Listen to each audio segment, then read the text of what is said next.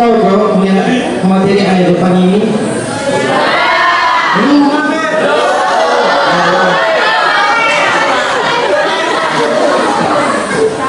Tanpa memperpanjang waktu lagi, saya mempersilakan pemateri untuk memperkenalkan diri.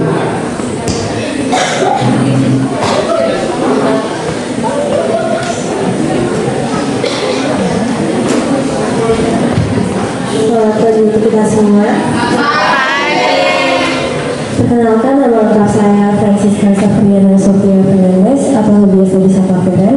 Saya sebagai pemateri pertama.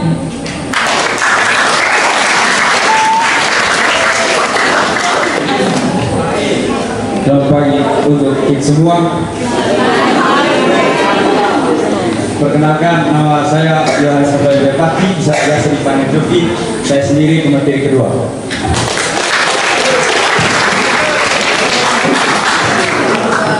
Selamat pagi untuk kita semua. Perkenalkan, nama saya Gracia Yuliani Asa, biasa dipanggil Rini. Saya di sini sebagai pemateri ketiga. Terima kasih teman-teman pemateri yang sudah memperkenalkan diri. Di sini materi mau tanya, teman-teman sudah tahu apa itu Sumpah Pemuda? Belum?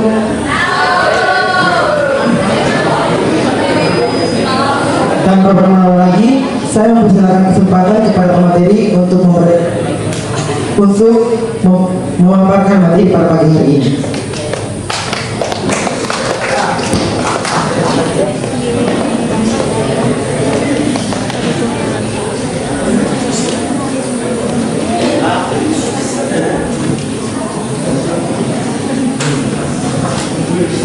Halo. Hai.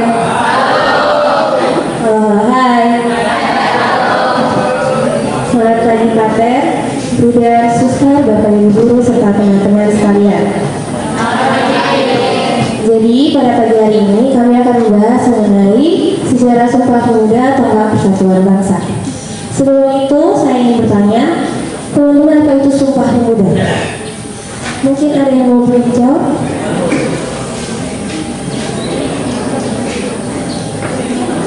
Saya kok. Oke. Jadi Sumpah Pemuda atau sejarah resmi dikenal sebagai hasil Kongres Pemuda Indonesia adalah ikrar yang diucapkan oleh para pemuda pada 28 Oktober 1928. Jadi Sumpah Pemuda ini menjadi salah satu gerakan kemerdekaan Indonesia oleh para pemuda. Sekarang latar belakang terjadinya Sumpah Pemuda. Jadi awal munculnya Sumpah Pemuda ini karena kesadaran dari dalam diri para pemuda tentang pentingnya persatuan, yang akhirnya menyadari dengan perubahan tatanan dari perjuangan kedaerahan menjadi perjuangan nasional. Ada beberapa faktor yang melatar belakangi. Ada faktor internal dan juga faktor eksternal. Yang pertama faktor internal atau faktor dari dalam. Yang pertama, politik etis Belanda di bidang edukasi. Kita semua tahu bahwa sejak kejadian Belanda itu Indonesia menjadi miskin dan juga menderita. Sehingga akhirnya Belanda ini mendapat kritikan dari kaum intelektual Belanda, sehingga Belanda akhirnya mengeluarkan satu kebijakan yaitu politik etis, salah satunya di bidang pendidikan.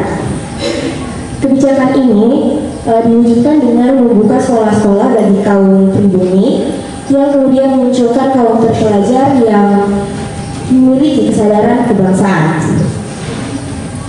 Faktor internal kedua, dorongan untuk bersatu dalam diri pemuda Indonesia. Sejak zaman dahulu itu Indonesia sudah memiliki banyak sekali perbedaan, sehingga para pemuda merasa bahwa dari perbedaan ini penjajah itu dengan mudah bisa mematahkan bangsa Indonesia, sehingga mereka memilih untuk menjadi satu untuk bersama-sama melawan kolonial. Yang ketiga, tercetus di Kongres Pemuda II yang digagas perhimpunan pelajar-pelajar. Kongres Pemuda ini diharapkan dapat menambah semangat persatuan yang menjadi dasar dari gerakan kemerdekaan Indonesia di masa berikutnya. Salah satu faktor utama Kongres Pemuda tercetus dalam Kongres Pemuda II adalah perancangan persatuan bangsa Indonesia yang diwujudkan dalam 3 pokok Sumpah Pemuda, yaitu satu tanah air, satu bangsa, dan satu bahasa. Faktor internal yang keempat, perkembangan pers. Jadi perkembangan pers ini juga sangat penting karena pada saat itu pers itu berperan untuk masyarakat agar masyarakat ini bisa membagikan ide-ide tentang nasional dan juga kebangsaan. Selain itu, dia juga berperan penting untuk Sumpah Pemuda karena para pemuda bisa membagikan informasi mengenai pertemuan-pertemuan kongres. Tadi itu sudah faktor internal, sekarang kita melihat faktor eksternal. Yang pertama, pengaruh dari negara lain yang berbeda. Para pemuda ini didorong oleh gerakan kemerdekaan dari negara lain yang sudah merdeka seperti India, Mesir, dan juga Filipina yang sudah merdeka dari penjajah barat, sehingga para pemuda termotivasi oleh gerakan kemerdekaan negara tersebut. Yang kedua, pengaruh Perang Dunia I dan II. Pada Perang Dunia ini, Belanda lebih fokus kepada Perang Dunia sehingga dia melepas cengkramannya terhadap Indonesia. Sehingga Indonesia mengambil kesempatan tersebut untuk menambah semangat kemerdekaan. Yang ketiga, perubahan global politik. Perubahan politik internasional seperti munculnya sistem baru yang lebih demokratis setelah Perang Dunia juga menjadi faktor yang mempengaruhi semangat juang para masyarakat Indonesia. Karena setelah keluarnya sistem baru ini, dunia internasional itu semakin tidak mendukung yang adanya penjajahan. Selanjutnya akan dibahas oleh teman saya Jovi.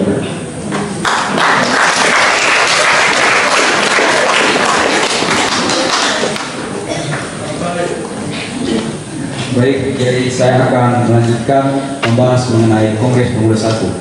Jadi Kongres Pemuda I yang dipimpin oleh Muhammad Tabrani ini dihadiri oleh wakil organisasi dari pemuda-pemuda seperti Organisasi Pemuda Jong Java, Jong Sumatera Board, Jong Ambon, Sekarukun, Jong Islamiten Board, Studenten Finanses, Jong Bataks Board, dan Pemuda Kaum Teosofi.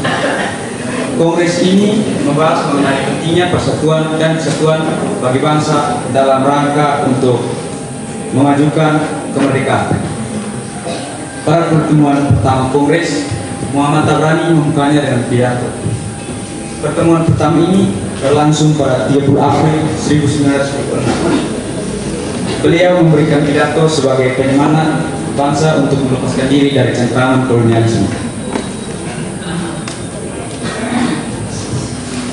Pertemuan kedua dilaksanakan pada 1 Mei 1926, di mana membahas topik mengenai pentingnya derajat perempuan yang dihadiri oleh banyak pembicara perempuan. Kemudian keesokan harinya dilaksanakan pertemuan yang ketiga yang membahas mengenai masalah penggunaan bahasa Melayu sebagai bahasa nasional. Para pemuda di sini diberi tugas untuk mengembangkan bahasa daerahnya masing-masing.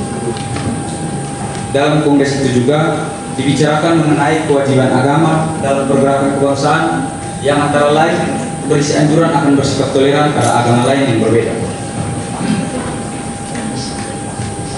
Tujuan dari Kongres Pemuda I yaitu memajukan persatuan dan kesatuan bangsa Indonesia, menguatkan hubungan antar sesama perkumpulan pemuda kebangsaan, membentuk badan sentral organisasi pemuda Indonesia, mencari jalan membina perkumpulan pemuda yang tunggal, membangkitkan semangat kerja antar pemuda Indonesia, dan untuk dasar kemerdekaan Indonesia. Hasil dari Kongres Pemuda I, dari rangkaian rapat yang telah dilaksanakan Kongres Pemuda I, dihasilkan beberapa keputusan penting bagi bangsa Indonesia, yaitu kemerdekaan Indonesia menjadi hal yang ideal bagi seluruh pemuda Indonesia. Segala perserikatan pemuda harus berupaya menuju mempersatukan diri dalam satu perkumpulan. Cita-cita Indonesia merdeka menjadi cita-cita bagi seluruh pemuda Indonesia. Dan yang terakhir adalah organisasi pemuda Indonesia digunakan sebagai wadah untuk mengakui dan menerima cita-cita bangsa Indonesia yang merdeka. Sekian dari saya, maka akan dilanjutkan kepada pemateri ketiga.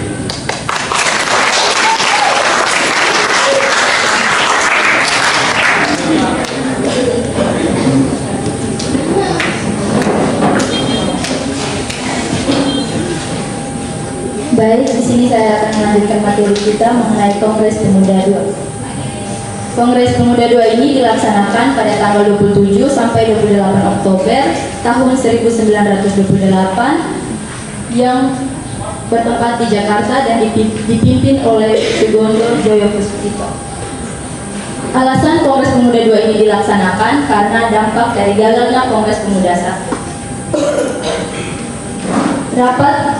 Rapat Kongres Pemuda II dibagi menjadi 3 rapat ini.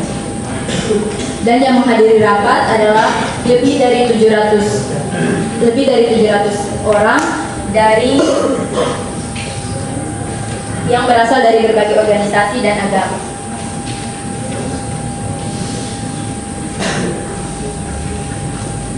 Organisasi pemuda yang terlibat dalam Kongres Pemuda II ini dibagi menjadi 3 kategori. Yang pertama, kategori yang bersifat kedaerahan seperti Jong Java, Jong Sumatera Nembon, dan lainnya.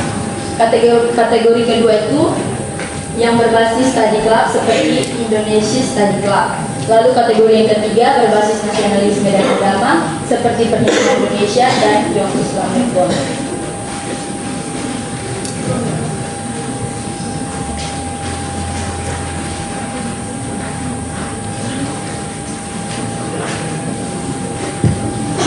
Pada tanggal 12 Agustus 1928, para pemuda kembali melakukan pertemuan dengan tujuan untuk membentuk panitia Kongres Pemuda II, tempat, waktu, dan tujuan dari Kongres Pemuda II. Setelah berdiskusi cukup panjang, akhirnya ditentukan bahwa Kongres Pemuda II dilaksanakan pada tanggal 27 sampai 28 Oktober 1928 yang bertempatan di Jakarta. Dan panitianya terdiri dari ketua yaitu Sugondo Joyo Puspito, wakil ketuanya RM Joko Masai, sekretarisnya Muhammad Yamin, bendaharanya Amir Syarifuddin, dan terdapat pembantu 1, pembantu 2, pembantu 3, pembantu 4, dan pembantu 5. Tujuan dari Kongres Pemuda II ini ada 3, yaitu yang pertama melahirkan serta mewujudkan cita-cita dari semua perkumpulan pemuda yang ada di Indonesia. Yang kedua, berdiskusi mengenai beberapa masalah pergerakan yang dialami oleh pemuda Indonesia. Yang ketiga, meningkatkan kesadaran pemuda Indonesia tentang kebangsaan serta memperkuat persatuan seluruh rakyat.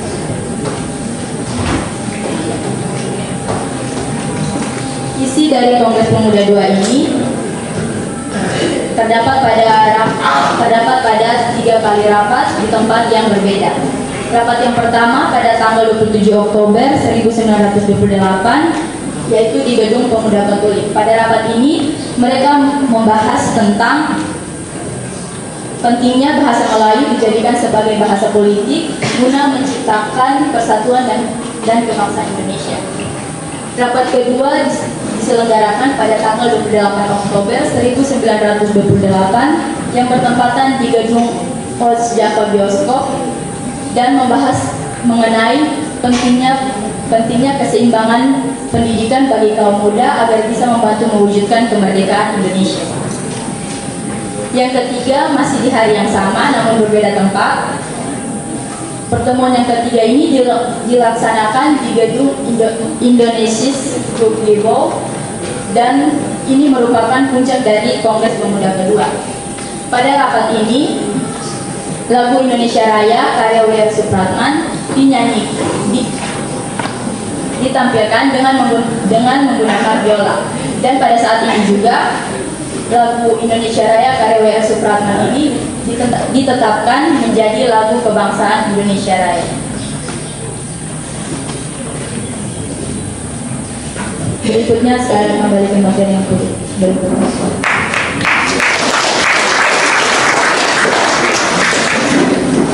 Oke.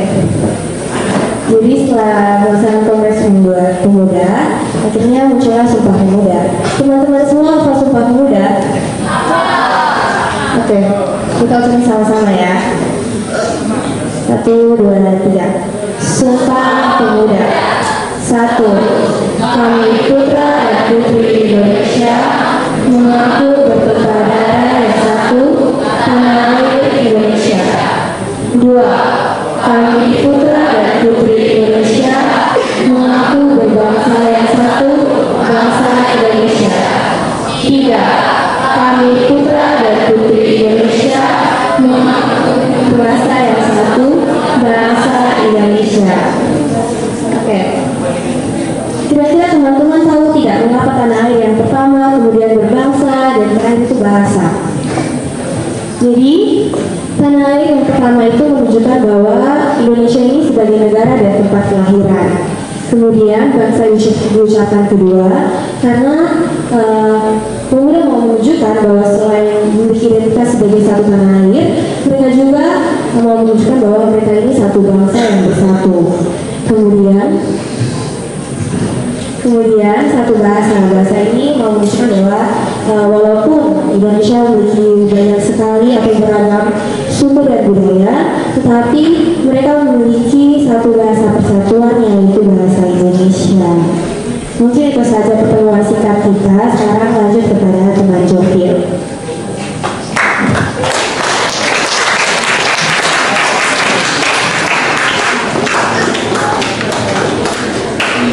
Baik teman-teman sekalian, masih semangat atau tidak?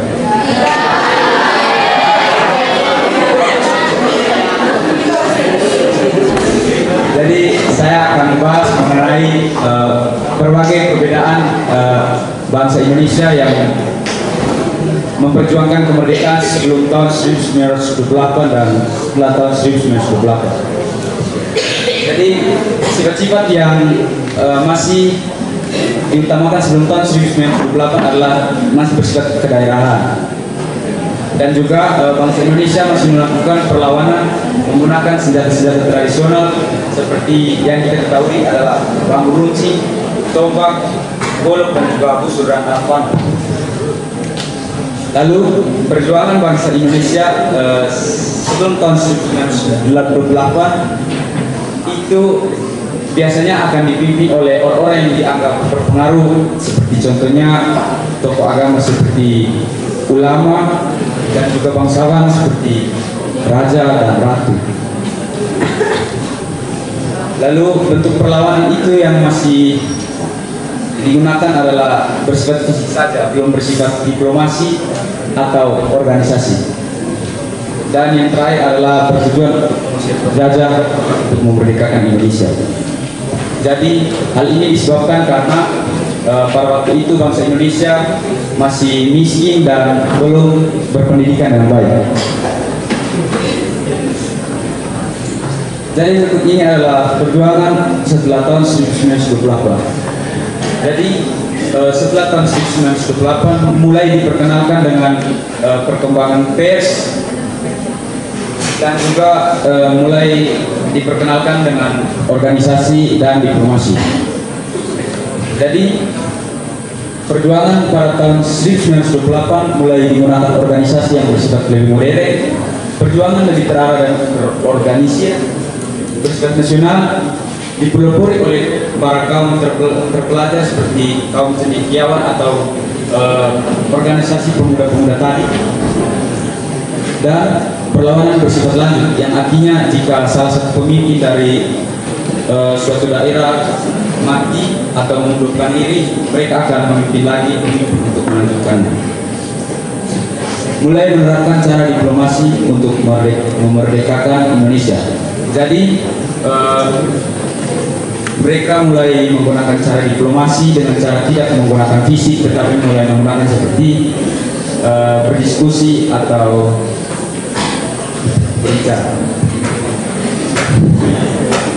Tujuannya tidak lagi untuk mengusir penjajah, melainkan untuk mencapai kemerdekaan.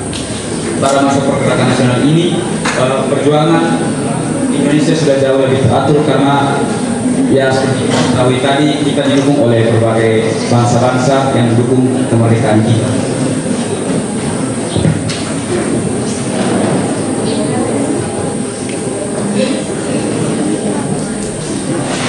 Nilai-nilai dari Sumpah Pemuda. Yang pertama adalah nilai persatuan dan kesatuan, yaitu mendorong semangat kebersamaan dan solidaritas sebagai bangsa Indonesia tanpa memandang suku, agama, atau daerah asal.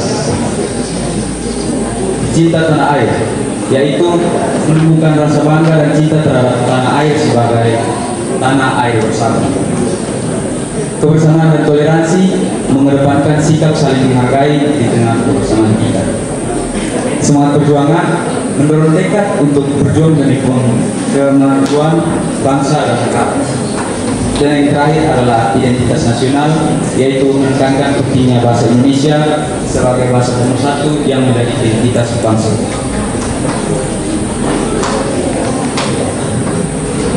Peran pemuda atau peran kita sebagai pelajar saat ini yang dapat kita lakukan yaitu yang pertama adalah persatuan.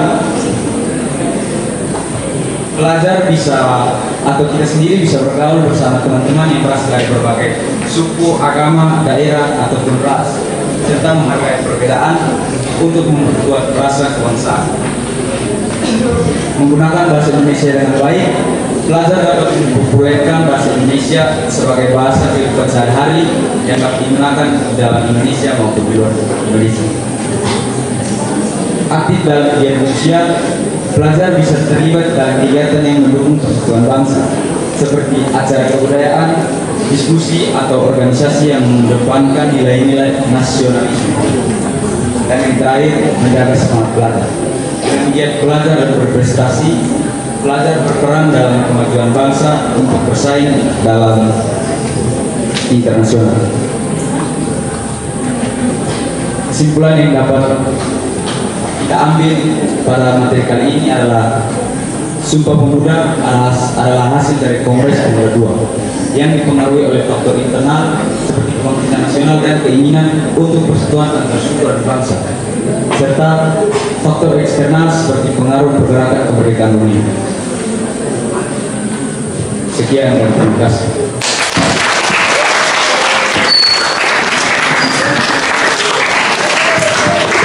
Terima kasih untuk semua materi yang telah membawakan materi. Tepuk tangan keseluruhan dulu.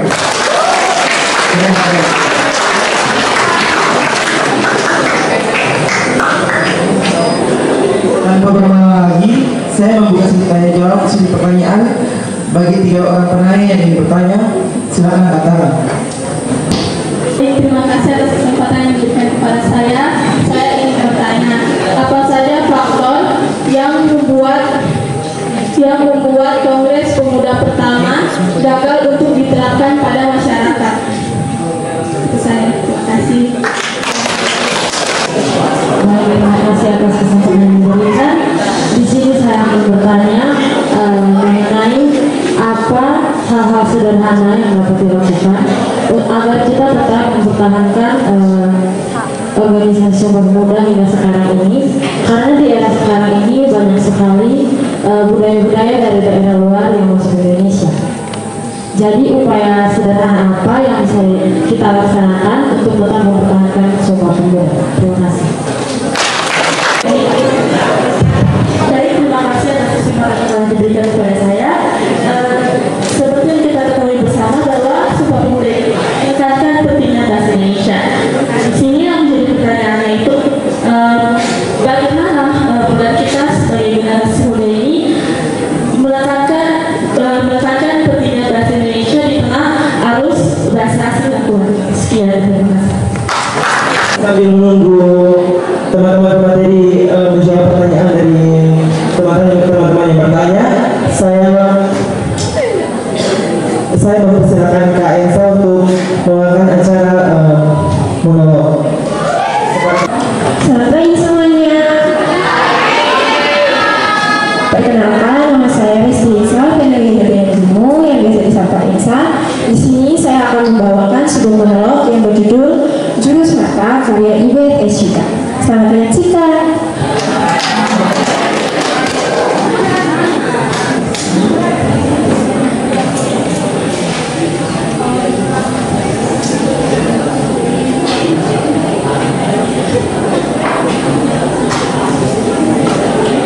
Aku tak menduga jika bisa seperti ini.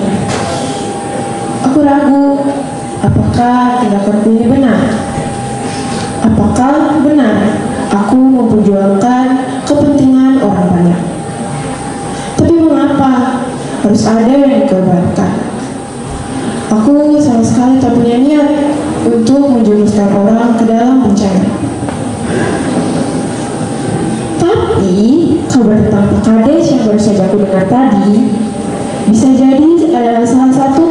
kebersihan dari apa yang kulakukan selama ini. Salah satu bukti dari apa yang kuyakini selama ini. Semuanya bermula dari tugas dari Bu Dani, guru bahasa Indonesia.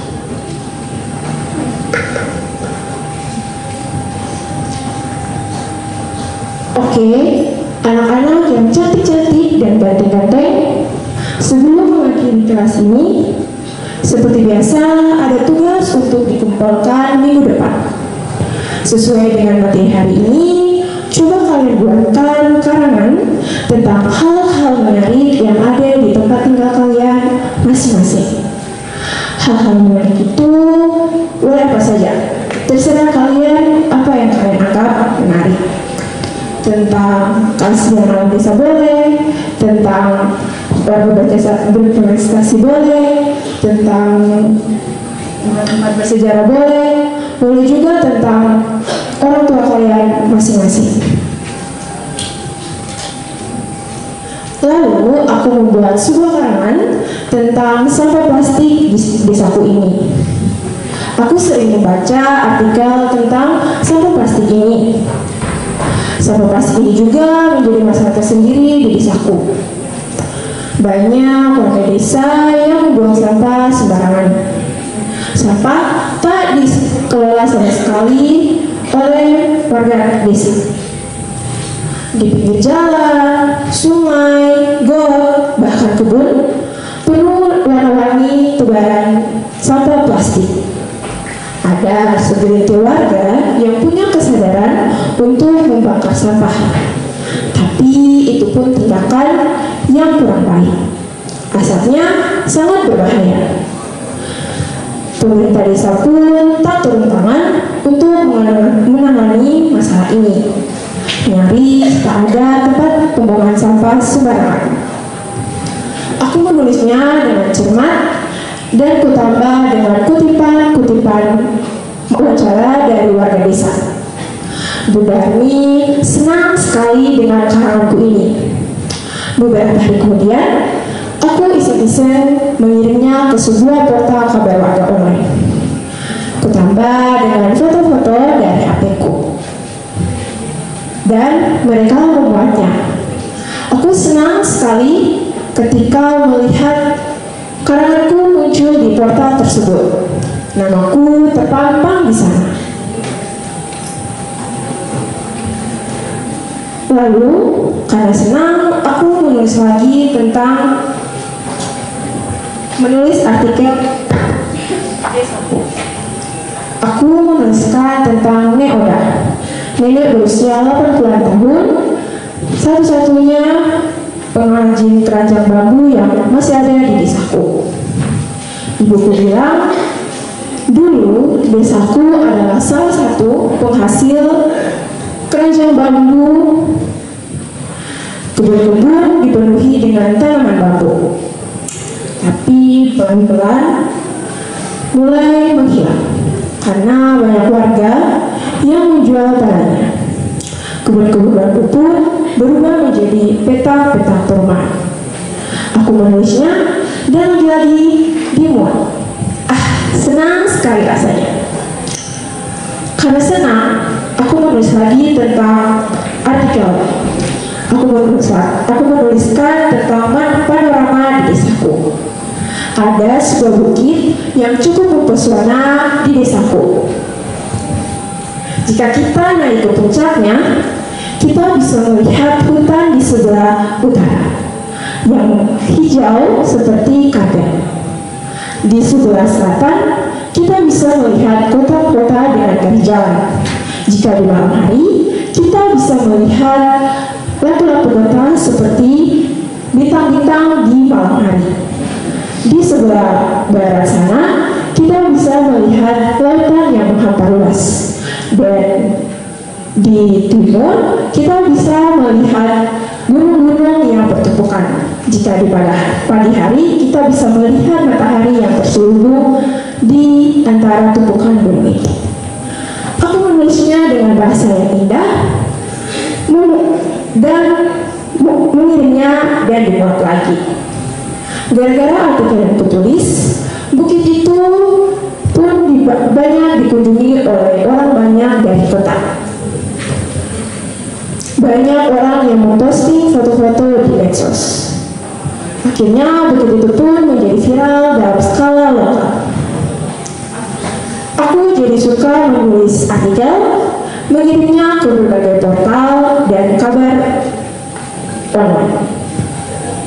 Aku menuliskan tentang hutan lindung, tentang jalan rusak, tentang air bersih, tentang efek buruk dari HP bagi anak-anak desa.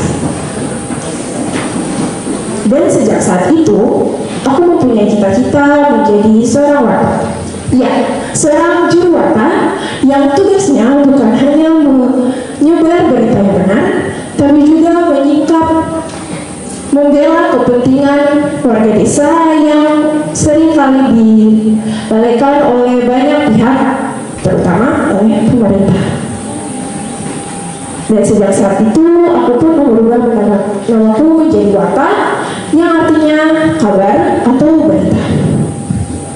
Aku juga jadi suka membaca majalah dan koran serius yang sering dibaca oleh orang-orang dewasa.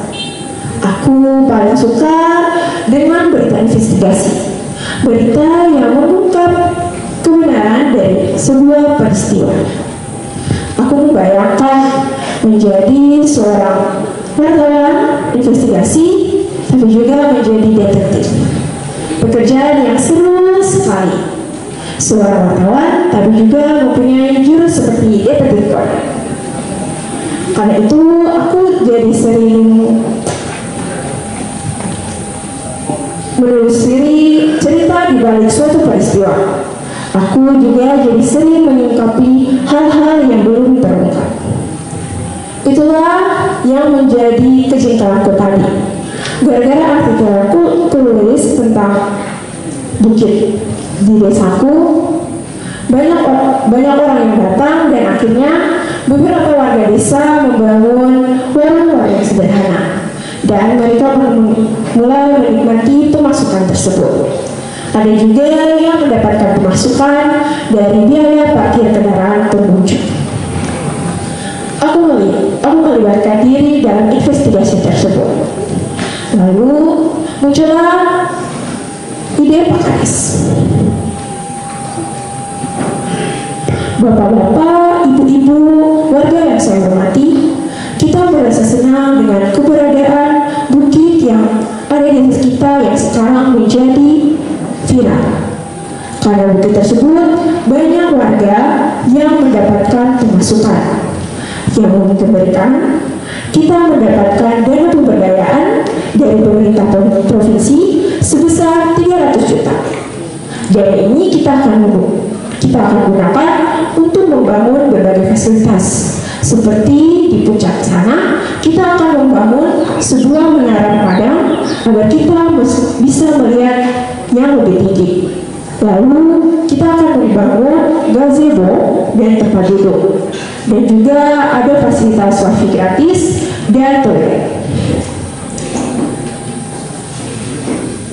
Dan juga kita akan menarik biaya tiket masuk untuk para pengunjung. Semua warga bersorak kegirangan karena mereka membayangkan desa mereka menjadi tempat wisata. Pemasukan menggiurkan dan ekonomi warga menjadi bergerak. Tapi aku dengan teman-teman remajaku di Karang Taruna tidak setuju dengan ide Pak Kades. Aku dan teman-teman Karang Taruna menghasilkan kemanfaatan, yaitu membangun sebuah tempat pengolahan sampah. Menurutku dan teman-temanku, pembuangan sampah lebih terpenting daripada tempat wisata yang hanya untuk berfoto-foto saja. Menurut kami, tempat wisata itu paling hanya tahan satu tahun saja, karena sudah banyak tempat wisata yang akhirnya mangkrak, sepi, dan mulai sepi pengunjung. Hal itu terjadi di tempat wisata kami, yaitu Bukit. Bahkan hanya membutuhkan 5 bulan saja, bukit tersebut mulai sepi pengunjung. Warung mulai tutup, gazebo baru mulai keropos, toilet mulai mampet, dan bukit serta menara padang menjadi rendah, nyaris seperti rumah hantu. Aku mulai membuat investigasi. Aku menuliskan sebuah artikel tentang manfaatnya wisata bukit itu, dan sedikit jurus untuk memancing komentar dari pembaca. Aku ingin melihat apakah pembaca menilai proyek semacam itu pantas mendapatkan anggaran sebesar itu. Dan teman-teman tahu apa yang mereka komentari. Bentar aku baca.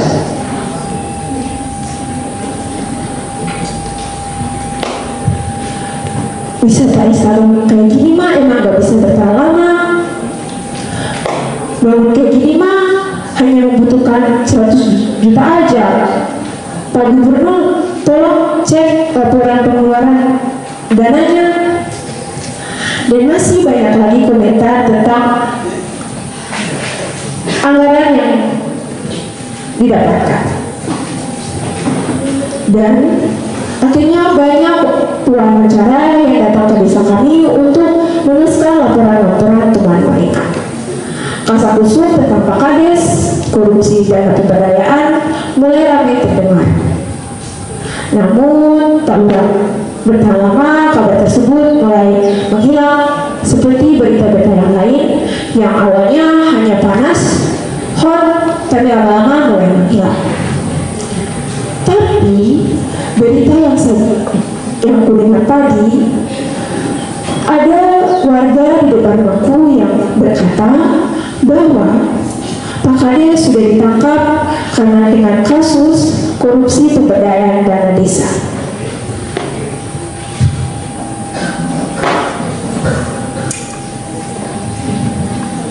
Aku jadi berpikir, apakah tindakanku ini benar? Mengapa harus ada yang dikorbankan? Apakah aku salah? Tidak. Aku sudah menemukan jalanku. Kata seorang filsuf, harus ada yang dikorbankan untuk mencapai kebenaran. Aku telah teguh menjadi seorang watak, juru watak. Sekian dan terima kasih. Untuk saya telah membawakan monolog dengan baik. Di sini saya memberi kesempatan kepada pemateri untuk menjawab pertanyaan.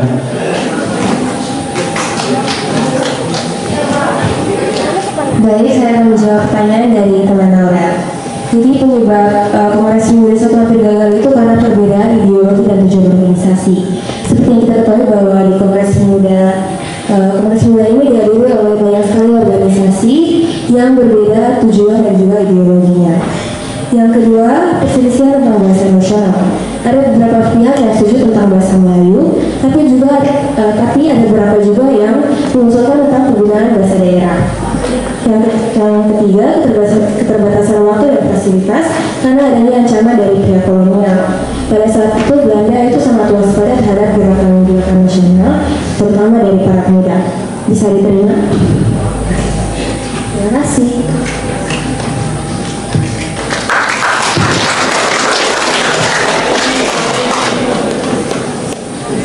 Baik, di sini saya akan menjawab pertanyaan yang kedua dari teman Tasya.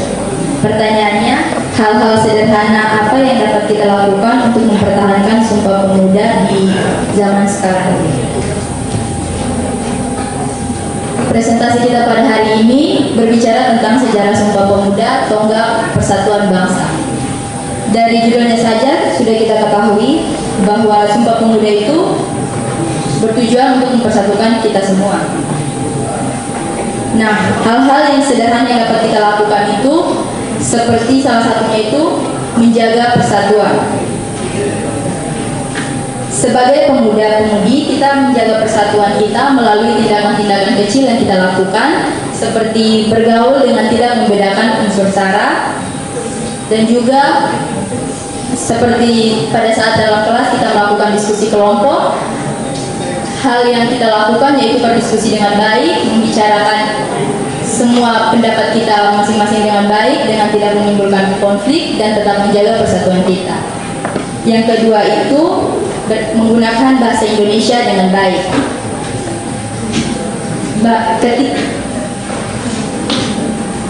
Kita tahu bahwa bahasa Indonesia adalah bahasa persatuan kita.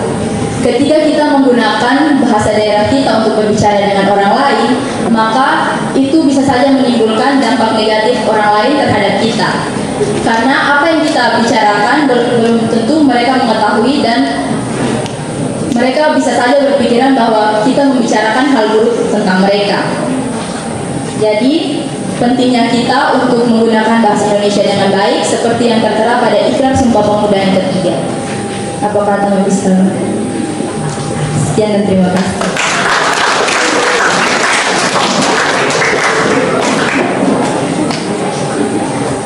Baik, terima kasih atas kesempatan yang telah diberikan kepada saya. Di sini saya akan menjawab pertanyaan dari teman kita. Pertanyaannya, bagaimana peran kita menekankan pentingnya berbahasa Indonesia dalam pengaruh bahasa asing? Yang pertama ada belajar bahasa Indonesia secara lebih mendalam. Salah satu cara untuk kita belajar bahasa Indonesia adalah dengan berliterasi. Selain banyak belajar hal-hal baru yang memperluas wawasan kita, berliterasi mendorong kita untuk bernalar kritis dan melatih kita untuk fasih dalam berbahasa Indonesia. Kita juga dapat menggunakan bahasa Indonesia dalam interaksi kita dalam kehidupan sehari-hari dengan teman, guru, orang tua maupun siapa saja yang kita jumpai dalam kehidupan sehari-hari. Apakah teman dapat menerima jawaban saya?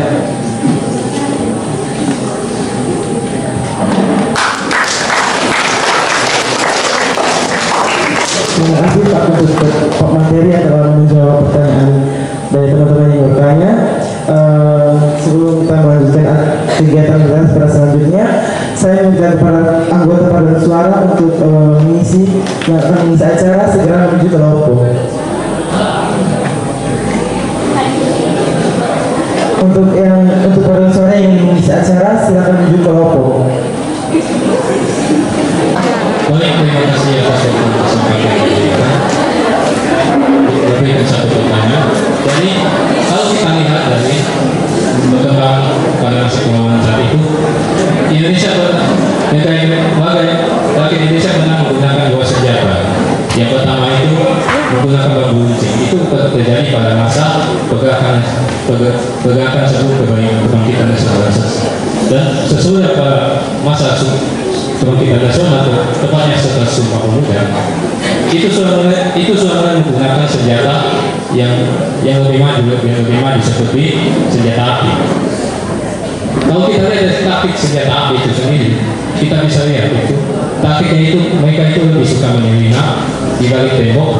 Dan kalau kita lihat itu ada musuhnya yang lengah, itu kalau kita lihat ada musuhnya yang lengah itu mereka bisa langsung menembakkan dari berapa meter saja, itu langsung mati. Ya, jadi pertanyaan saya itu, bagaimana taktik atau upaya penyerangan yang dilakukan pemuda dalam menggunakan bambu runcing agar bisa melumpuhkan penjajah? Sekian, terima kasih. Baik, terima kasih atas waktu dan kesempatan yang telah diberikan kepada saya. Pada kesempatan ini izinkanlah saya untuk bertanya berkaitan dengan tema kita hari ini, yaitu sejarah Sumpah Pemuda. Dari teman-teman pemateri sudah menjelaskan secara seksama tadi menyuruh untuk membaca syarat-syarat dalam Sumpah Pemuda. Nah, di sini saya mau bertanya, jika kita sudah mengetahui syarat-syarat dalam Sumpah Pemuda, kira-kira apakah makna di balik itu? Dan jika ada makna di balik itu, kira-kira bagaimana relevansinya dalam kehidupan saat ini? Dan pertanyaan yang kedua adalah, dalam Kongres Pemuda kedua, jika ada peran perempuan di situ, kira-kira bagaimana peran perempuan dalam Sumpah Pemuda untuk mempertahankan persatuan dan kesatuan bangsa Indonesia? Terima kasih. Saya bertanya betul penting yang berperan dalam Sumpah Pemuda. Sebutkan tokoh-tokoh yang berperan penting dalam Sumpah Pemuda. Ini saya mempersilakan pemateri untuk menjawab pertanyaan dari penanya.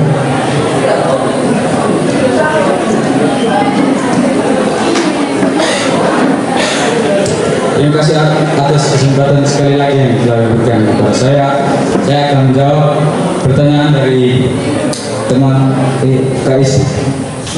Jadi pertanyaan KS itu tadi, bagaimana taktik yang digunakan pemuda dalam perang menggunakan bambu runcing. Jadi yang seperti yang kita ketahui, bambu runcing merupakan senjata andalan bangsa Indonesia pada zaman dahulu ketika bangsa Indonesia masih belum mengenal yang namanya senjata api.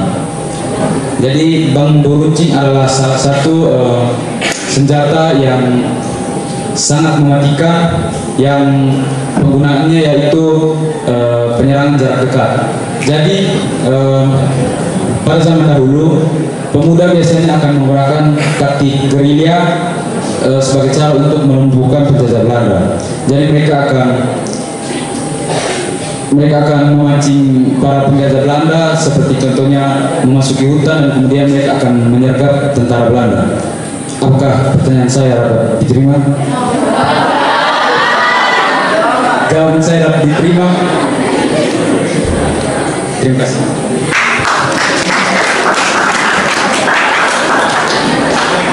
Baik, saya akan menjawab pertanyaan dari beliau ini. Yang pertama, peran perempuan dalam Sumpah Pemuda. Jadi perempuan di sini berperan untuk membangkitkan dan juga menyebarkan semangat kemerdekaan bagi pemuda dan pemudi Indonesia. Kemudian makna Sumpah Pemuda di sini menunjukkan identitas bangsa, di mana satu tanah air Indonesia, bangsa Indonesia dan juga memiliki bahasa Indonesia. Kemudian penerapannya dengan cara kita mencintai tanah air, diwujudkan dalam biasanya kita melaksanakan upacara bendera. Kemudian pada saat ini juga kita masih sering menunjuk bahasa persatuan kita, yaitu bahasa Indonesia. Apakah Bunda bisa menerima? Terima kasih.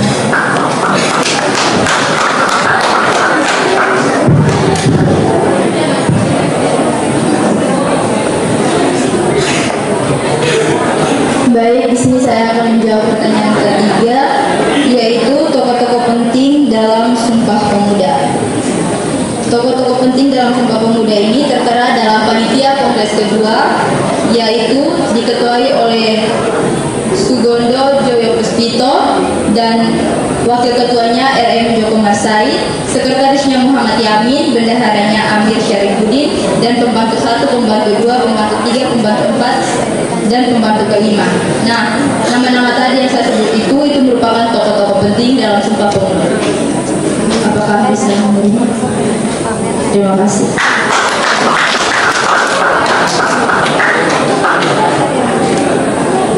Terima kasih untuk pemateri yang telah memberikan materi.